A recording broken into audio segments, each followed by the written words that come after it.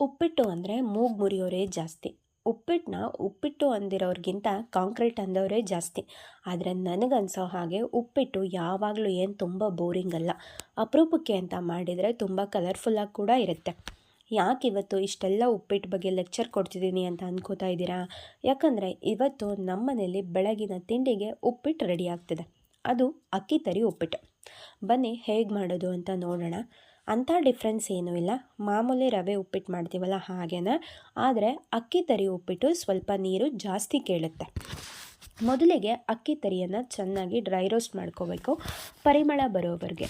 ಆಮೇಲೆ ಒಂದು ಬಾಣಲೆಗೆ ಎಣ್ಣೆ ಹಾಕಿ, ಎಣ್ಣೆ ಕಾದ ನಂತರ ಒಗ್ಗರಣೆಗೆ ಸಾಸಿವೆ, ಕಡಲೆಬೇಳೆ, ಕರಿಬೇವು, ಮೆಣಸಿನಕಾಯಿ, ಈರುಳ್ಳಿ, ಟೊಮ್ಯಾಟೊ ಹಾಕಿ ಫ್ರೈ ಮಾಡಿಕೊಂಡು ತರಕಾರಿಗಳನ್ನೆಲ್ಲ ಹಾಕಿ ಉಪ್ಪು ಹಾಕಿ ಬೇಯಿಸ್ಕೋಬೇಕು. ತರಕಾರಿ ಬೆಂದ ನಂತರ ನೀರು ಹಾಕಬೇಕು. ನೀರಿನ ಪ್ರಮಾಣ ಹೇಗೆ ಅಂದರೆ 1 ಕಪ್ ಅಕ್ಕಿ ತರಿಗೆ 2.5 ನೀರು ಕುದಿದ ನಂತರ ಅಕ್ಕಿ ತರಿ ಹಾಕಿ ತಿರುಗಿಸ್ಕೋಬೇಕು. ಇದರಲ್ಲೇ ನಮಗೆ ಅಡ್ವಾಂಟೇಜ್ ಏನು ಅಂದರೆ ರವೆ ಉಪ್ಪಿಟ್ಟು ಥರ ಗಂಟಾಗುತ್ತೆ ಅನ್ನೋ ಟೆನ್ಷನ್ ಇಲ್ಲಿರಲ್ಲ. ಬೇಯ್ತಾ ಗಟ್ಟಿಯಾಗುತ್ತೆ.